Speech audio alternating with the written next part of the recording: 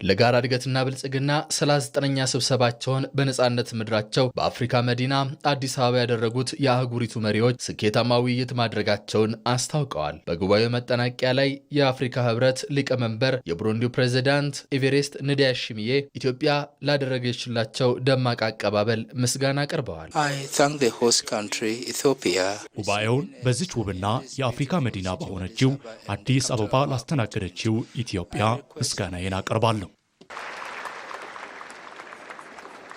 የጉባኤውን መጠናቀቅ አስመልክቶም የአፍሪካ ህብረት ኮሚሽን ሊቀመንበርና የአፍሪካ ህብረት ሊቀመንበር በጋራ መግለጫ ሰጥተዋል። ህብረቱ በበርካታ ጉዳዮች ላይ በጥልቀት መምከሩን ያነሱት የአፍሪካ ህብረት አዲሱ ሊቀመንበር ንዳይሺሚዬ አጀንዳ 2063ን እውን ለማድረግ በወጣቶች ክህሎትና መሰረተ ልማት ማስፋፋት ላይ ሀገራት ቁርጠኛ እርምጃዎችን መውሰድ እንደሚገባቸው መተማመን ላይ መደረሱንም አስረድተዋል።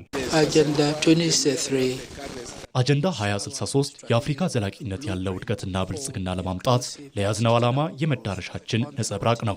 ስለሆነም ይህንን እውን ለማድረግ መዋዕለ ንዋዮችን በመሰረተ ልማቶች፣ በፈጠራ፣ በወጣቶችና ሴቶችን በማብቃት ላይ በማዋል ወሳኝ የእድገት ዘርፎችን መለወጥ ይገባል።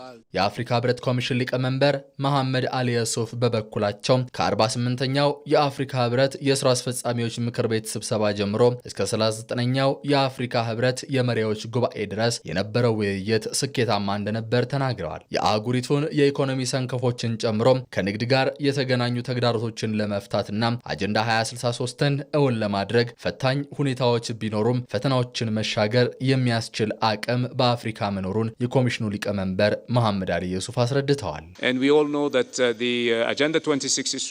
አጀንዳ 2063 መሰረቱን ያደረገው በ5 ምሰሶች ላይ ነው። እነዚህ ምሰሶች በ10ና 5 ዓመታት እቅዶች የተከፋፈሉ ናቸው። እነዚህን ግቦች ለማሳካት ቀላል ላይሆን ይችላል፣ ግን ሂደቱን ማፋጠንና ማሳካት የሚችል እንደ የሰው ኃይል፣ የተፈጥሮ ጸጋ፣ የፋይናንስ ሀብት ያሉ እምቅ ሀብቶችና በተቀመጡ የጊዜ ምጣኔዎች ውስጥ አጀንዳዎችን ተግባራዊ ማድረግ የሚያስችል ፖሊሲ በአፍሪካ መኖሩ ግቡን ማሳካት እንደምንችል ማሳያዎች ናቸው።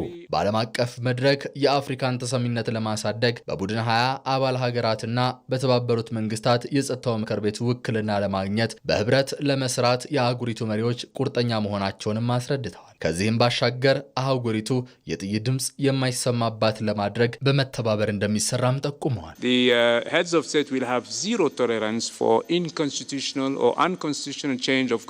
የአባል ሀገራት መሪዎች ህገ መንግስታዊ የሆኑ የመንግስት ግልበጣዎችን በፍጹም እንደማይቀበሉ አረጋግጠዋል። ከዚህ በተጨማሪ መሳሪያ ድምፅ የማይሰማባት እንድትሆን ቁርጠኝነታቸውን አሳይተዋል። የምንፈልገውን እድገትና ብልጽግና ለማምጣት የግድ ያፈሙዝ እንቅስቃሴዎችን ማስቆም ይገባናል። ለዚህ የሚያግዝ ፕሮግራም በህብረቱ ኮሚሽን ተቀርጾ ወደ ተግባር ተገብቷል።